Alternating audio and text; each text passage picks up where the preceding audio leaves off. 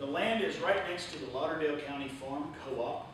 If you're not familiar with it, it's that red dot right here. Let me point out some landmarks. You have I-20 going through the middle of the picture here. This is the airport, okay? And it's right off the exit of 49th Avenue is where the farm co-op is. So we think we have a pretty good site available to us because it's right on major roads. It's literally right off the interstate. It's inside the city and Meridian limits, so if you're a member of the local community, it's a quick drive. We think that we may even be able to set up pickup locations directly at the farm, but if that were not to be an option for some reason, thankfully with our local community, we've got the Earth's Bounty that's going on today. We have the local farmer market over at the train station, so there's other places that we can try to bring everybody together. But there are some benefits and challenges that go along with it. So here's a close-up satellite view. The top left, that would be the top of the farm co-op that you can see there. There are 5 acres in red. That's the area we want to focus on first.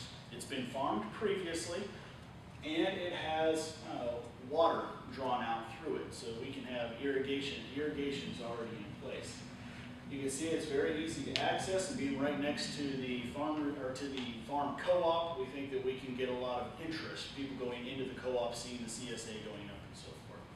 But there's also almost nearly another 10 acres down below that may be available to us as well. But we want to kind of start small, keep it simple, and get our feet wet before we go in and say just, oh, farm it all. So that's where we're currently looking to operate. And that is land that has been, for all intents and purposes, donated. I think it's $1 is the legal amount, the lowest amount that they could charge us to lease the land. And so that's what we're doing. We're leasing that land for $1 a year. It's for all intents and purposes, been donated. Okay. So our core group, like I was mentioning earlier, we have a lot of people that are a member of Go Green Meridian, but we need to still identify the core group. We need more people to be involved so that we can start discussing those other items like the budgetaries and things like that. All right, so once you have your core group together, you need to actually put them into action. Okay, your core group is not the people, the farmer should be a part of your core group because they need to be involved in everything that's taking place. They need to understand what's happening outside of the soil.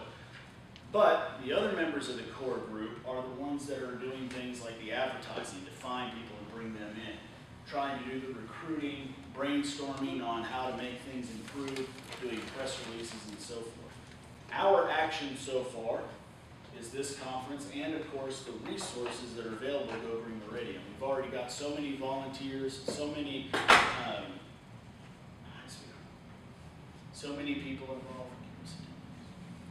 So many people involved, you know, from local restaurants and businesses and so forth that want to be a part of this, that are a resource to us, so we can already get the word out there pretty quick when it comes to advertising and things like that, because all of those are already have a foundation involved with them.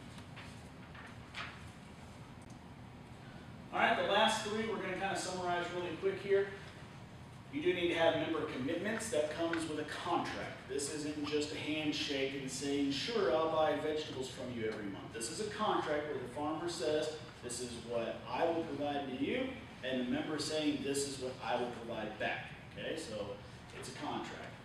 It's going to talk about when they have to pay, if they pay, which is the whole thing we talked about before, like if a crop gets completely flooded out, you know, is there an option that they don't have to pay or that they get refunded and so forth.